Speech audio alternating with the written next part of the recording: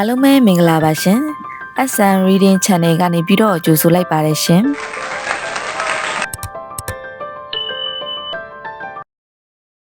အားလုံးပဲမင်္ဂလာပါရှင်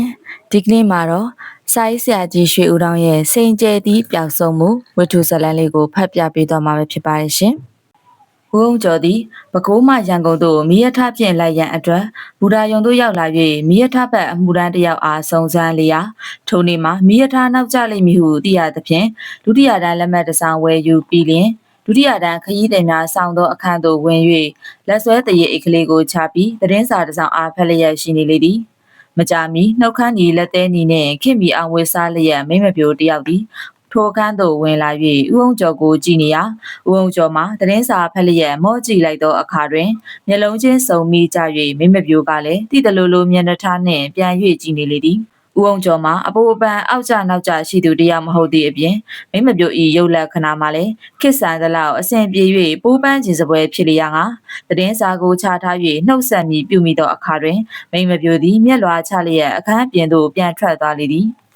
ဦးအောင်ကျော်မှာဝါသနာအိုးတယောက်ဖြစ်သည့်အလျောက်သတင်းစာကိုပြန်ကောက်ရန်မတက်နိုင်ပဲမြင်ဘူးတလို့လို့ရှိသောထိုမိမပြိုဤမျက်နာကိုမြည်သည့်နေရာမြည်သည့်အချိန်ခါ၌တွေ့ဘူးလေသည်ဟုမရမကစဉ်းစားပါတော့လဲမပေါ်နိုင်ပဲဖြစ်နေလေသည်မိမချောမိမလတွေပေါ်များသည့်ခေအလျောက်ဖီလိန်ဝစ်စင်တက်သူတို့ဒူးနယ်တေးရှိကြတော့လဲမျက်တောင်ကော်သောမိမမှုကတကယ်ရှားပါသောကြောင့်ဤမြလောက်ထူးခြားသောရုပ်လက်ခဏကိုပေါ်အောင်မဖော်နိုင်သည့်အတွက်ဦးအောင်ကျော်မှာစိတ်ထဲ၌မယိုးမရွဖြစ်နေမိလေသည်ဦးအောင်ကျော်မှာသခင်ရောင်ရောင်နိုင်ငံရေးရောင်ရောင်ပွဲစားရောင်ရောင်နဲ့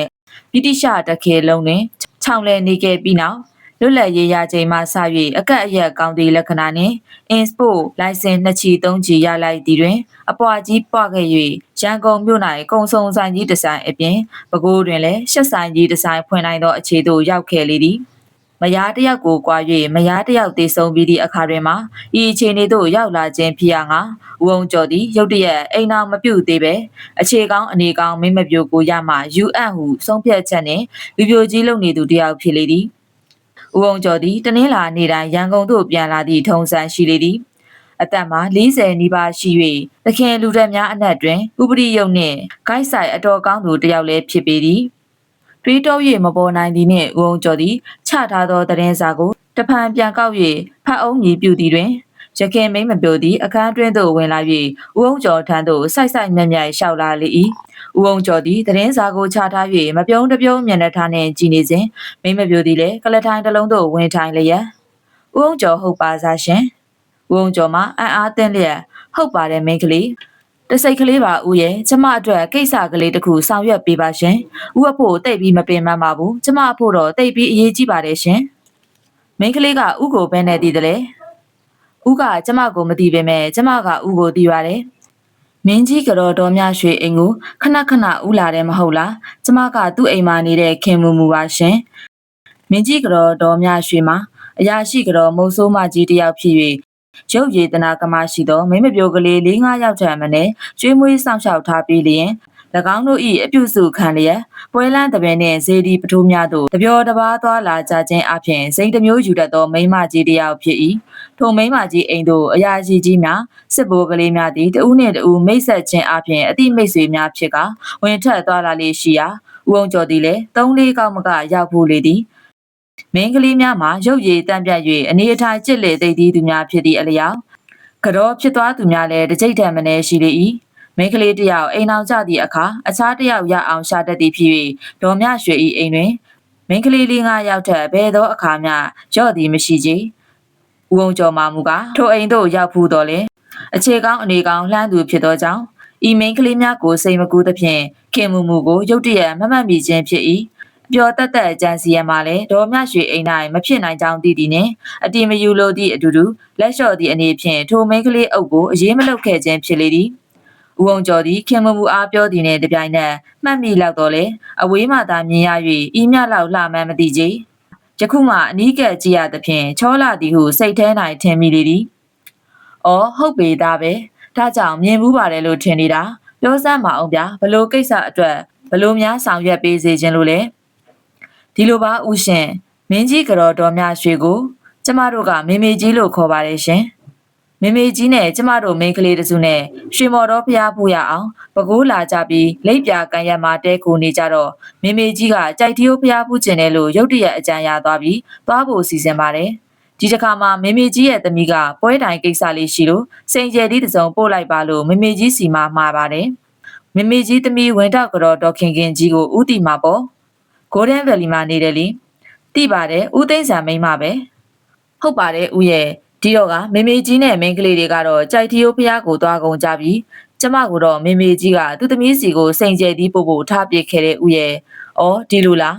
ဒါဖြင့်ဦးနဲ့အတူမိရထားနဲ့လိုက်ခဲ့ရုံပေါ့ဒုတိယတန်းလက်မှတ်တစ်စောင်ဦးယူပေးမယ်ဒီလိုမဖြစ်လို့ဦးစီမအကူကြီးတောင်းကျင်တာပေါ့စိုးစမ်းပါအောင်ဗျာဒီကနေ့မနက်ကျမမှာကြေးနှန်းတစ်စောင်ရတဲ့ဦးရဲ့ကိုသိန်းနံမော်တော်ကားဆိုင်ကတိုက်လို့စိတ်ယုံတက်နေရတယ်တဲ့ချက်ချင်းလိုက်ခဲ့ပါတဲ့ဦးရဲ့သူ့နှမကညောင်လေးပင်ကကြေးနှန်းရက်လိုက်တယ်မျက်ရည်ဝိုင်းလျက်ကြေးနှန်းကိုထုတ်ပြလေသည်ကိုသိန်းနံဆိုတာဘာတူလဲဘယ်နဲ့တော်တာလဲခင်မူမူမှာမျက်ရည်တုပ်လျက်ကျမနဲ့လက်ထပ်မဲ့မြို့အုပ်ကလေးပါရှင်ဦးအောင်ကျော်မှာမျက်နှာပြတ်သွားတော့လေဟန်လှုပ်လျက်ကြေးနှန်းကိုဖက်ကြည့်ရာပြောသည့်အတိုင်းအမြန်လာဖို့မှာထားသောကြေးနှန်းဖြစ်သည်ကိုတွေ့ရလေသည်ထို့နောက်ဦးအောင်ကျော်သည်ခင်မူမူ၏မျက်နှာကိုလှမ်းကြည့်လိုက်သောအခါဘိုးပန်းရတော့မြည်ဟုသောမျောလေးချက်ပြတ်သွားပြီးဖြစ်စေကမူမိမငယ်၏ညှိုးနှမ်းသောမျက်နှာနှင့်တုံရီသောအတန်ကလေးကိုဂယုဏတတ်မိသည်နှင့်ဒီတော့ကျုပ်ကဘလို့ကူညီစေချင်တာလဲမိန်းကလေးရဲ့မေမေကြီးရှိရင်တော့ရန်ကုန်ကိုဒီပြင်တယောက်လွတ်ဖို့ကျမပြောနိုင်ပါရဲ့ခုတော့သူတို့ကလည်းမနေ့ကသွားကုန်ကြပြီးကျမကလည်းညောင်လေးပင်ကိုလိုက်ချင်တယ်ဒီတော့ကဟောဒီစိန်ကျဲသီးတို့ကလေးကိုတစ်စိမ့်လောက်ဥကဆောင်ခြင်းမသွားနိုင်ဘူးလားဦးရဲ့စက်ကူတစ်တာတွင်ချိတ်တစိမ့်နှိပ်ထားသောအထုပ်ကလေးကိုထုတ်ပြသည်ဟာဒီလောက်တော့မခဲရင်ပါဘူးမိန်းကလေးရဲ့ဥလုပ်ပေးပါမယ်ခင်မူမူကကျေးဇူးကြီးလာပါတယ်ရှင်ဟိုရောက်တော့ဥကိုယ်တိုင်သွားပို့ဖို့တောင်မလိုပါဘူးမေမေကြီးရဲ့ဒရိုင်ဘာကိုတန်းမောင်ကိုကျမကတယ်လီဖုန်းဆက်လိုက်ပါမယ်ညနေ9နာရီမှာဥအိမ်ကိုသူလာယူပါလိမ့်မယ်9နာရီမှာဥရှိမှာပေါ့နော်ဟုတ်ကဲ့စောင့်နေပေးပါမယ်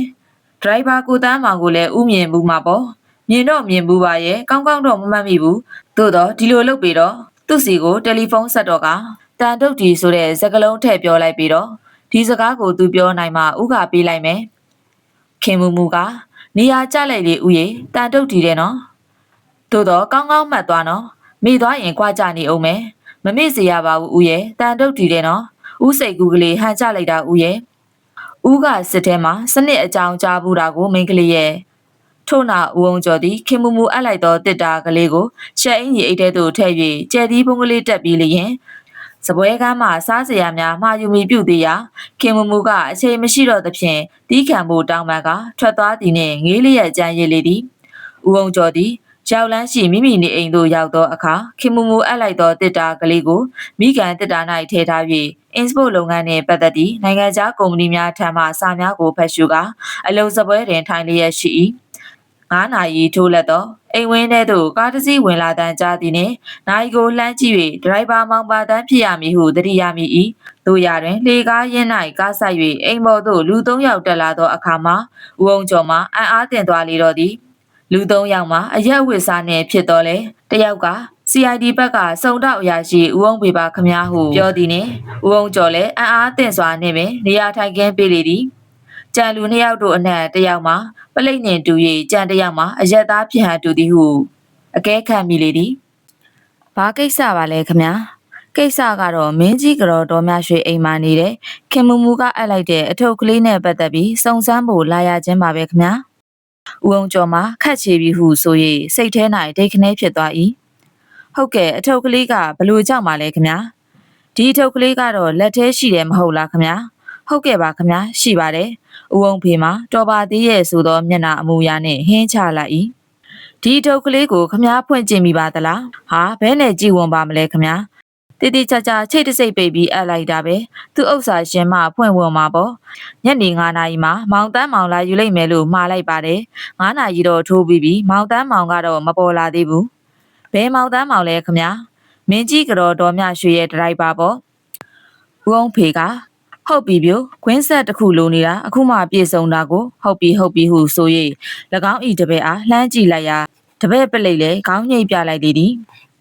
နေကြစမ်းပါအောင် ကျွန်တော်ကောင်းကောင်းနားမရှင်းသေးပါဘူးအချိန်တန်တော့နားရှင်းပါလိမ့်မယ်လေသို့တော့ခမားအဖို့နားမရှင်းသေးမီခမားလက်ထဲကအထုပ်ကလေးကိုဘယ်ပုံဘယ်နည်းရောက်လာတယ်ဆိုတာစိတ်လောက်ကျွန်တော်တို့ကိုပြောပြပါအောင်ဦးအောင်ကျော်လည်းဘကိုးပူတာအဖြစ်အပျက်များကိုစုံလင်စွာပြန်ပြောပြလေသည်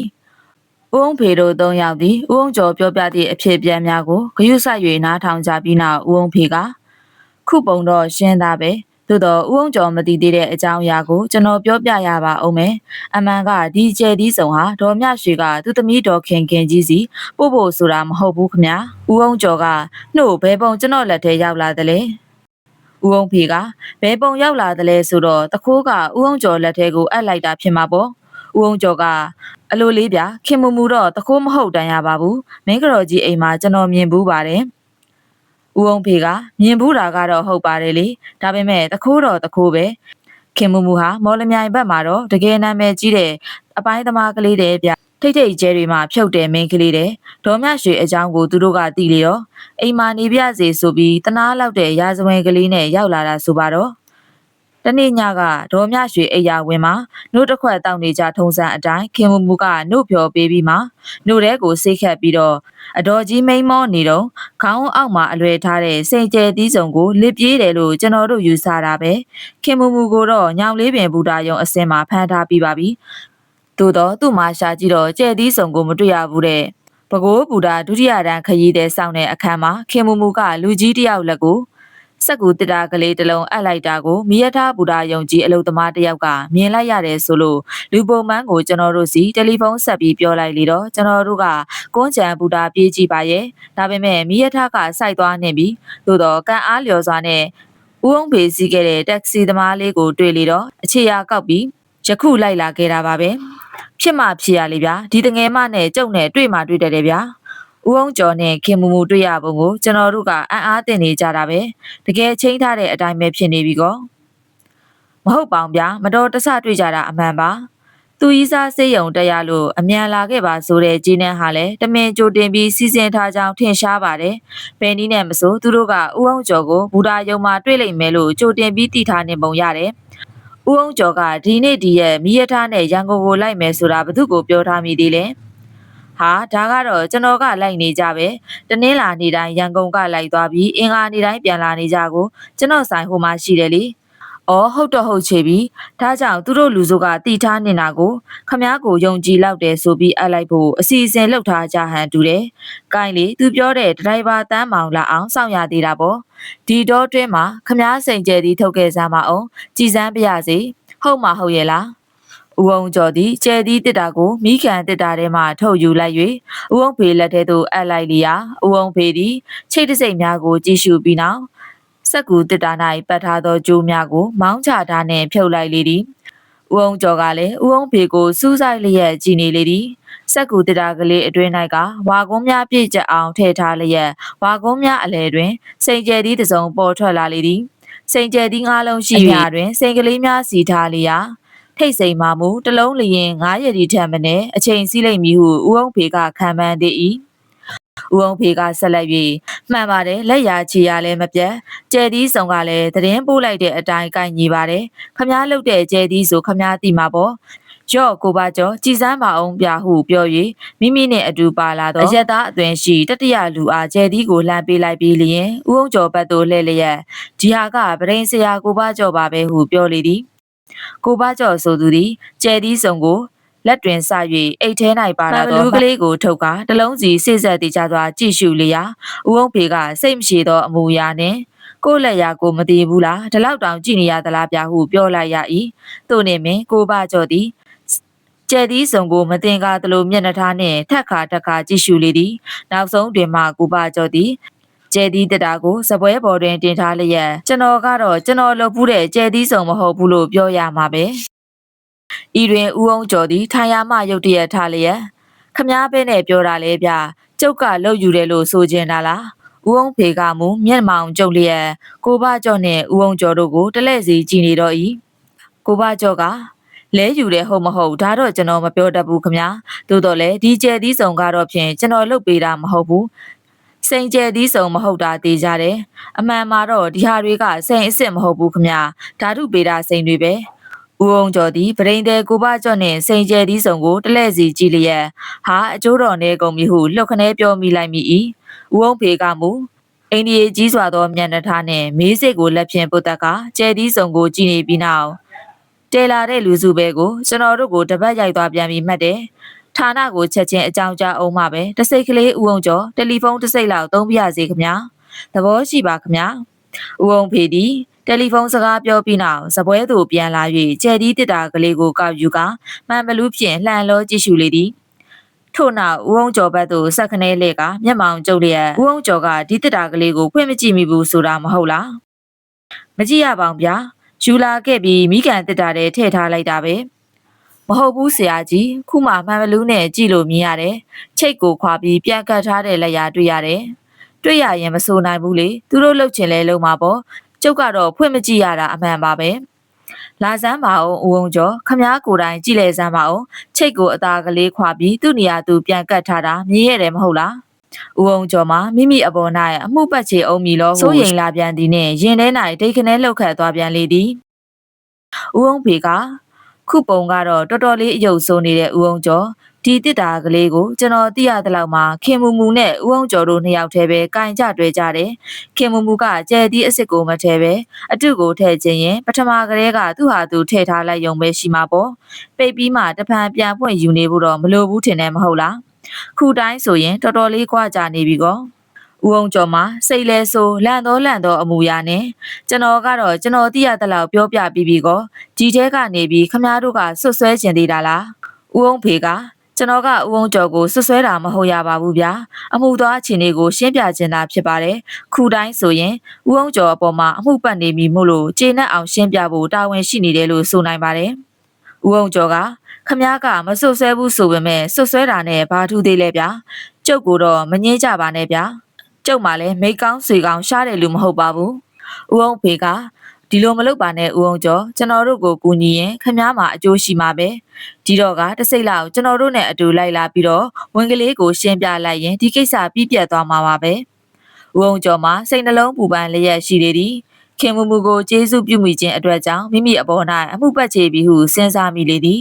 ခင်မူမူသည်မိမိအပေါ်သဘောလွယ်ခြင်းကိုသိ၍ခြောက်ချလေသည်လို့ဟုဒေါပွားမိလေသည်ခင်မူမူကမျက်ရည်ကန်ထိုး၍တနာလာအောင်ပြောပုံကလေးများကိုတတိယသည်နှင့်ဦးအောင်ကျော်သည်အန်ကျိတ်လျက်ဒင်းတို့မိန်းမတွေတယောက်မှကောင်းတာမရှိပါဘူးဟု၍ရေရွတ်ညီးတွားမိလေသည်စင်စစ်တော်ကနှက်ချခံရသည်မှာဦးအောင်ကျော်၌မိန်းကလေးများကတစ်ချိန်မကရှိဟန်တူလေသည်ဦ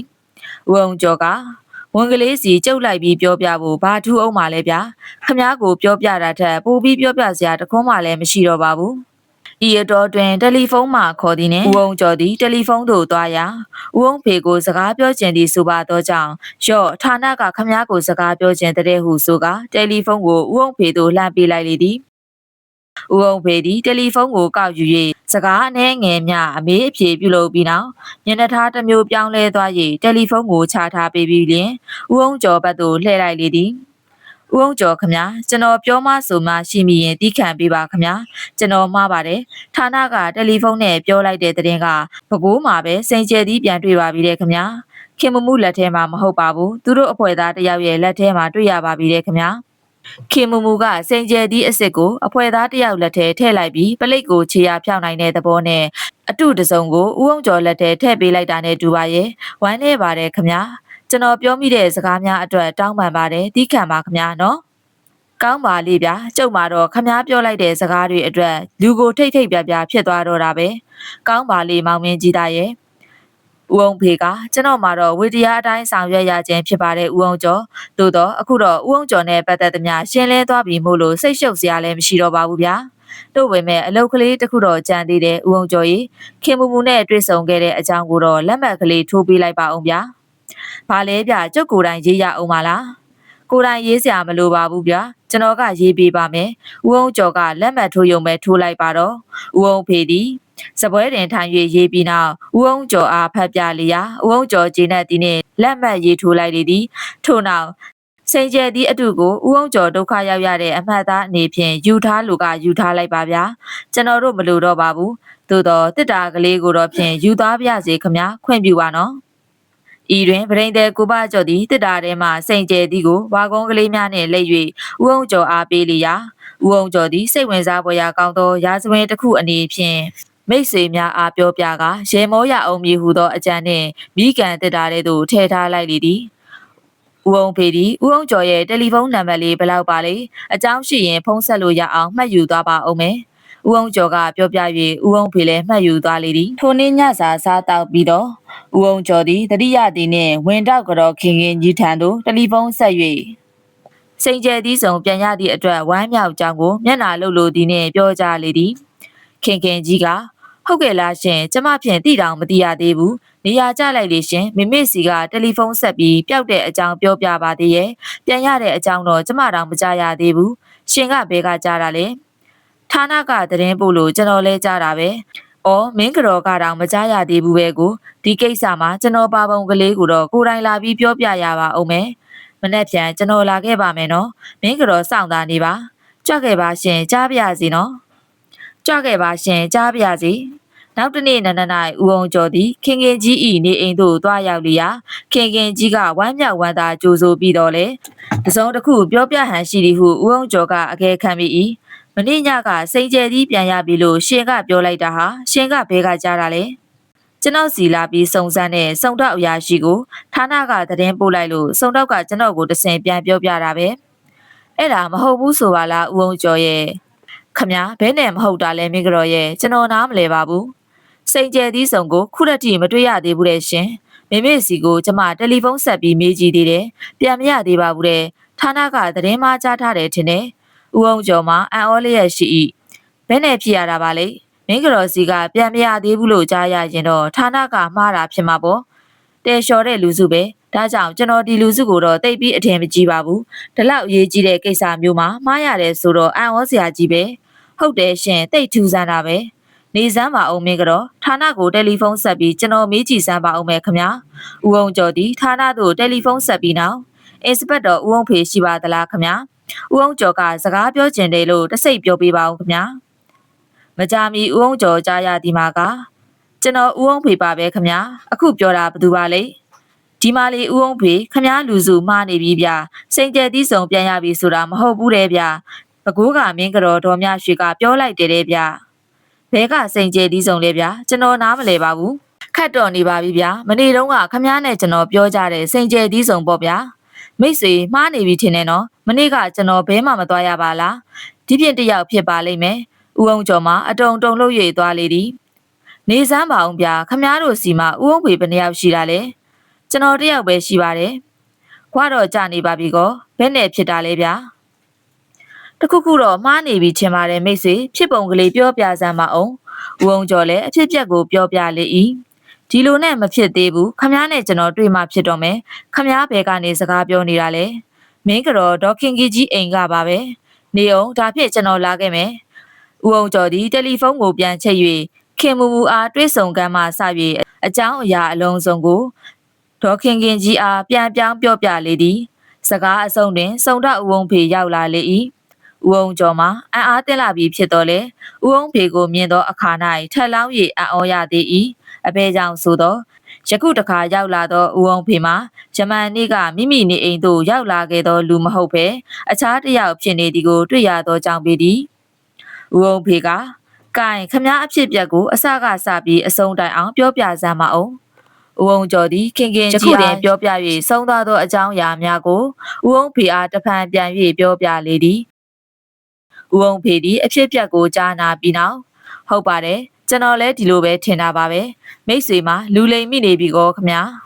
ဘယ်မှာလဲဒီစိန်ကျဲဒီကောယူလာခဲ့ပါသလားဒီကမင်းကတော့ကိုပြရအောင်ယူလာခဲ့ပါတယ်ပြောစရာတွေများတာနဲ့ပြတောင်မပြရသေးဘူးရှိပါတယ်ဗျာဦးအောင်ကျော်သည်ဝါကွန်းနဲ့ပတ်ထားသောစိန်ကျဲဒီကိုအိတ်ထဲမှထုတ်၍ပြလေသည်စိန်အတုသာဆိုရအစ်စ်လိုပါပဲဗျာအခုကာလဓာတုဗေဒစိန်တွေဟာတဲကောင်းလာပါတကူဗျာမီးတစ်ဖြက်ဖြက်နဲ့တိတ်ပြီးအယောင်ထွက်တာပဲကြည့်ကြပါတော့ခမညာဟောဒီမှာဦးအောင်ကျော်သည်ကျဲသီးဆောင်ကိုမှဖြေထုတ်လိုက်သည်နဲ့တပြိုင်နက်ကျဲသီးများကိုငေးကြည့်ရင်အံ့ဩသင့်လျက်ရှိလေ၏ပထမ၌စကားမပြောနိုင်သေးပဲမျက်လုံးများပြူးနေရမှအတန်ထွက်သောအခါတွင်ဘယ်နဲ့ဟာလဲခမညာဒီဟာတွေမဟုတ်ပါပဲလားဦးအောင်ဖေကဘာပြောတာလဲဘယ်ဟာမဟုတ်တာလဲခမညာ ဦးအောင်ကျော်ကခင်မမူအပ်လိုက်တဲ့ကျဲသီးဆောင်ဟာဒီဟာမဟုတ်ပါဘူးဒီဟာကတိတ်ပြီးအယောင်မကောင်းမှုပဲဟိုဟာကမီးရောင်တစ်ဖြက်ဖြက်တောက်နေတာပဲဦးအောင်ဖေလည်းကျင်းတဲ့မျက်နှာထားနဲ့ကြည်နေပြီးနောက်ဟုတ်ပါပြီကွယ်ကျွန်တော်ရိပ်မိပါပြီဦးအောင်ဖေဆိုပြီးခမားစီလာတဲ့လူဟာနှစ်ထင်မှာအမာယုတ်ကလေးတစ်ခုပါတယ်မဟုတ်လားဟုတ်တယ်ဗျပါတယ်ကျွန်တော်တတိရတယ်ခမားပဲနဲ့တည်တယ်လေဦးအောင်ဖေမှာပြုံးလျက်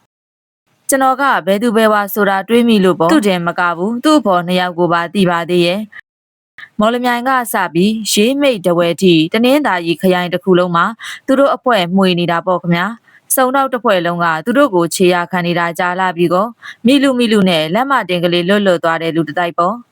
တခါအထက်မြန်မာပြည်တောင်သွားပြီးကြက်စားလိုက်ပါသေးတယ်အင်မတန်ရဲတဲ့အဖွဲပြဒီတခါတော့တိကြရောပလေတစိတ်ကလေးခမဌာနကိုတယ်လီဖုန်းဆက်ဆန်းပြစေဦးအောင်ကျော်ကဟိုလူကလည်းဌာနကိုတယ်လီဖုန်းဆက်သေးတယ်ဗျဦးအောင်ဖေကဒါကတော့ဟန်လောက်တာပါခမဌာနကိုတကယ်ဆက်တာမဟုတ်ဘဲနဲ့တယ်လီဖုန်းကသူ့လူနဲ့သူပြောချင်ရတွေရှောက်ပြောနေတာလည်းဖြစ်နိုင်တာပဲကိုထို့နောက်ဦးအောင်ဖေသည်ခင်မမူတို့အဖွဲ့တွင်ခင်မမူအပြင်ယောက်ျားလေးယောက်ပါဝင်၍တာမန်ခိုးဝက်တိုက်ခိုက်နေမျိုးမဟုတ်ဘဲညံသုံးပြီးကြိုတင်ပြင်ဆင်၍အလုလုတတ်သည်ဟုမိမိသတင်းကြားရဘူးသည့်အချင်းရာများအကြောင်းကိုဦးအောင်ကျော်နှင့်ဒေါခင်ရင်ကြီးတို့အားရှင်းလင်းပြောပြလေသည်ဦးအောင်ဖေကပဲခူးမှာဖြစ်ပုံအကြောင်းအရာကိုမင်းကြီးကတော်တော်များရွှေထံမှအသေးစိတ်သတင်းကိုတော့မရသေးပါဘူးခင်ဗျာသို့တော့အတော်တန်တော့ကျွန်တော်ဆက်ပြီးကြည်နိုင်ပါတယ်ပဲခူးမှာစိန်ကျဲသီးပြောက်တဲ့သတင်းကိုတော့ကျွန်တော်တို့စုံတော့ဌာနကကြားရပြီးပါပြီခိုးရပစ္စည်းရောင်းနေဆိုတာရန်ကုန်မှာအလွယ်ဆုံးဖြစ်လေတော့ဒီကျဲသီးစုံကိုရန်ကုန်ပို့လိမ့်မယ်ဆိုတာကျွန်တော်တို့ရိပ်မိပြီးပါပြီဒါကြောင့်ကျွန်တော်တို့ကခိုးရပစ္စည်းများအယောင်းဝယ်လုပ်တတ်တဲ့နေရာဟုသမျှကျွန်တော်တို့လူစုကပစုံတောင်ဘက်မှာပြိုင်းဆောင်တယ်လို့စောင့်ကြည့်နေလျက်ရှိပါတယ်ဦးအောင်ကျော်သည်ဦးအောင်ဖေပြောပြတဲ့အကြောင်းအရာများကိုနားထောင်လျက်ရှိစဉ်မိမိအားခင်မူမူအဖွဲ့ကနှစ်ထပ်ကွမ်းအလိန်ခံရသည်ဟုသဘောပေါက်၍ဒေါသထွက်လျက်ရှိ၏မိမိ၏နေအိမ်သို့စုံတော့ရောင်ဆောင်၍လာကြသောလူ၃ယောက်မှလည်းစုံတော့မဟုတ်သည့်၎င်းအဖွဲ့များပင်ဖြစ်သည်ဟုသိရ၏ပဒိန်ဆရာကိုပါကျော်ဆိုသူမှလည်းအဖွဲ့သားတစ်ယောက်ပင်ဖြစ်လေသည်ဦးအောင်ဖေကဒီလိုခမခင်မူမူကမင်းကြီးကတော်တော်များရွှေရဲ့နွားနို့ဘန်ကွက်တဲကိုစေးခတ်ပြီးခေါင်းအောက်ကကျဲသီးစုံကိုခိုးသွားတယ်လို့ကျွန်တော်အယောင်ဆောင်လာတဲ့သူကပြောသွားတာကတော့တကယ်အမှန်နဲ့တူတယ်သူတို့လူစုမှာလူကိုမေးယုံကလေးလှုပ်တဲ့စီအိပ်ပျော်အောင်လှုပ်တဲ့စီတခါတလေတေးအောင်လှုပ်တဲ့စီစေးမျိုးရှိတယ်နိုင်ငံခြားကတိတ်မှာယူထားတာထင်ပါရဲ့မင်းကြီးကတော့အိမ်မွေချယုံကလေးလှုပ်သွားလို့တော်ပါသေးရဲ့ဦးအောင်ကျော်ကနေပါအောင်ကျင်းနှန်းကရောဗျဦးအောင်ဖေကကျင်းနှန်းကလည်းအဖွဲ့သားတစ်ယောက်ကညောင်လေးပင်ကတကယ်ရိုက်လိုက်ကြတာဖြစ်မှာပေါ့သူတို့ကဒီနေ့ဒီရက်မှာဦးအောင်ကျော်ရဲ့ခရီးစဲကိုသိရှိပြီးဖြစ်လေတော့မူလာကလေးကအစီအစဉ်လှုပ်ထားမှာပေါ့သူတို့အခက်အခဲတစ်ခုကဘာလဲဆိုတော့မင်းကြီးကတော့အရာကနိုးလာလို့ကျဲတီရောခင်မူမူကိုပျောက်သွားတယ်ဆိုရင်ပလိတ်ကိုတိုင်လိုက်မယ်တိုင်ရင်ခင်မူမူကိုလိုက်ရှာမယ်ဒါကြောင့်ကျဲတီစုံကိုခင်မူမူကိုတိုင်ရန်ကုန်ယူမလာပဲတယောက်ယောက်နဲ့ပို့လိုက်ဖို့လိုတယ်ဒီကိစ္စအတွက်မှာဦးအောင်ကျော်ကအသင့်တော်ဆုံးပဲဆိုပြီးခမားလက်ထဲကိုကျဲတီတတာအပ်လိုက်တာပေါ့ခမားခမားကလည်းခင်မူမူကမျက်ရည်ကန်ကလေးထိုးပြီးတနာလာအောင်ပြောတဲကြီးလေးတဲ့ကိစ္စလည်းမဟုတ်လေတော့တာဝန်ခံပြီးယူလာကြရောမဟုတ်လားဗျာခင်မူမူကိုယ်တိုင်တော့ခမားလက်ထဲကိုကျဲတီးစုံအနှံပြီးကလေးကပျောက်သွားလိုက်တာအခုချိန်ထိမတွေ့သေးဘူးဦးအောင်ကျော်ကဒါဖြင့်ညောင်လေးပင်မှာမိတယ်ဆိုတာမဟုတ်ဘူးလားဦးအောင်ဖေကဘဲကဟုတ်မလဲဗျာညောင်လေးပင်ကိုခင်မူမူသွားတယ်လို့ခမားထင်နေလေတော့စီလျော်အောင်ခမားကိုပြောပြီးလှိမ့်လိုက်ကြတာကိုခမားဆောင်ကျင်းခဲ့လို့စိန်ကျဲသီးစုံတော့ရန်ကုန်ရောက်ပြီးသို့တော့ခမားလက်ထဲကသူတို့ပြန်ရအောင်လုပ်ဖို့လိုနေသေးတယ်လေဒီတော့ဘယ်နဲ့လုပ်မလဲစုံတော့ရောင်ဆောင်ပြီးခမားစီလာကြတာပေါ့ပဒိန်တဲ့ရောင်ဆောင်တဲ့ဘာကြော်ဆိုတဲ့ကောင်က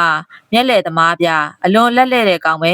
ပရိသတ်တွေဝိုင်းပြီးကြည်နေတာလဲယူနိုင်တဲ့လက်လက်သမားခမားကလက်မှတ်ထိုးနေတော့အတုနဲ့အစဲလဲယူလိုက်ဟန်တူပါရဲ့ခမားကိုပြန်ပြီးတော့ခွန်းနဲ့ပတ်ပြီးပေးတယ်ဆိုဦးအောင်ကျော်ကဟုတ်ပါတယ်နှုတ်ပေမဲ့ကျွန်တော်လဲကြည်နေတာပဲဗျခွန်းနဲ့ပတ်တော်တောင်ကျွန်တော်မြင်လိုက်ပါသေးတယ်ဦးအောင်ဖေကခမားမှာမျက်စိနှလုံးရှိတာဒီကောင်ကမျက်စိပေါင်း1000ကိုလိန်တိုင်းလှည့်နိုင်တဲ့အကောင်ဗျပြီးတော့လဲကျွန်တော်ရောင်ဆောင်လာတဲ့လူကခမားအပေါ်မှာအမှုပတ်အောင်မလို့ပြောလေတော့ခမားလဲမှုန်နေတယ်မဟုတ်လားဒီတော့ကဟိုလူလက်လက်သွားတာကိုမြင်နိုင်ဖို့တာပြီးခဲရင်တာပေါ့အင်မတန်ပါနဲ့တဲ့လူအုပ်စုပြသူတို့လက်ထဲမှာလက်လက်သမားကောစိတ်လက်သမားကော ရုပ်နယ်ကိုယ်လုံးပြပြီးမျက်ရည်ခံထိုးတတ်တဲ့မိန်းမရောစုံနေအောင်ပါတဲ့အဖွဲပဲသို့တော့တနေ့တော်မိကောင်းပါလားခင်ဗျာဖေဤမျောလင်းချက်မှာအချီးနှီးဖြစ်ခဲ့လေပြီစိန်ဟူဒီမှာဗဒမားကဲ့သို့တစ်လုံးနဲ့တစ်လုံးထင်ရှားသောခြားနာချက်မရှိရွှေဟူဒီမှာလည်းအရေးကြိုး၍ဖြစ်နိုင်သောတတုဖြစ်ရငါမင်းကြီးကတော်တော်များရွှေဤကျဲသည်ဆုံးမှာအစနှမပေါ်ပေါက်သဖြင့်ခင်မူမူတို့လူအုပ်စုမှလည်း၎င်းအမှုနှင့်ပတ်သက်၍အပြစ်ထင်ရှားလာအောင်တပ်သေးတာတကမတင်ပြနိုင်ပဲဖြစ်ခဲ့ရလေသည်ဟုတ်ကဲ့ပါရှင်စာရေးဆရာကြီးရွှေဦးတောင်ရဲ့စိန်ကျဲသည်ပျောက်ဆုံးမှုမှုခင်းဇလန်းလေးဟာပြီးဆုံးသွားပြီပဲဖြစ်ပါတယ်ရှင်အဆုံးထိနားထောင်ပြီးခဲ့ကြလို့ကျေးဇူးအထူးပဲတင်ရှိပါတယ်ရှင်